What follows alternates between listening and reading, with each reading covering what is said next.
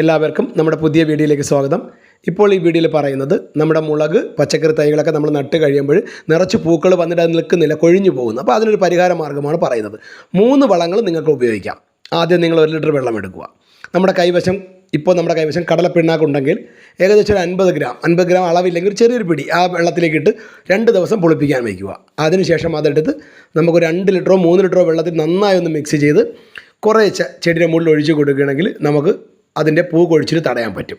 രണ്ടാമത്തെ മാർഗ്ഗം എന്ന് പറയുന്നത്, നമുക്ക് വേണമെങ്കിൽ നമ്മുടെ തേങ്ങാപ്പിണ്ണാക്ക്, ഇപ്പോൾ കടലപ്പിണ്ണാക്ക് കിട്ടാനില്ലെങ്കിൽ തേങ്ങാപ്പിണ്ണാക്ക് നമുക്ക് കിട്ടുമെങ്കിൽ അതും കുറച്ചിട്ട് പൊളിപ്പിച്ച് നമുക്കിതിൻ്റെ മുകളിൽ ഒഴിച്ച് കൊടുക്കുകയാണെങ്കിൽ നന്നായി നേർപ്പിച്ച് വേണം ഒഴിച്ച് കൊടുക്കുക. അല്ലെന്നുണ്ടെങ്കിൽ നമുക്ക് ചിലപ്പോൾ ഉറുമ്പിന് ശല്യമൊക്കെ വരാൻ സാധ്യതയുണ്ട് തേങ്ങാപ്പിണ്ണാക്ക് ആയതുകൊണ്ട്.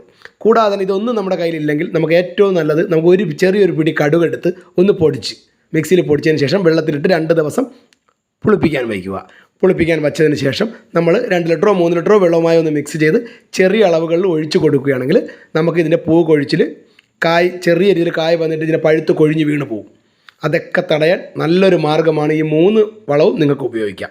കടലപ്പിണ്ണാക്കോ നമ്മുടെ തേങ്ങാപ്പിണ്ണാക്കോ അല്ലെങ്കിൽ കടുക്, ഇത് 3ഉം നമ്മുടെ കൈവശം ഏതാണ് നമുക്ക് കിട്ടുന്നത്, ഇത് 3ഉം നമുക്ക് ഉപയോഗിക്കാം. മാക്സിമം വെള്ളം മിക്സ് ചെയ്ത് വേണം നിങ്ങൾ ഉപയോഗിക്കുവാൻ. അപ്പോൾ വീഡിയോ ഇഷ്ടപ്പെട്ട് കഴിഞ്ഞാൽ എല്ലാവരും ഒന്ന് മാക്സിമം ഷെയർ ചെയ്യുക.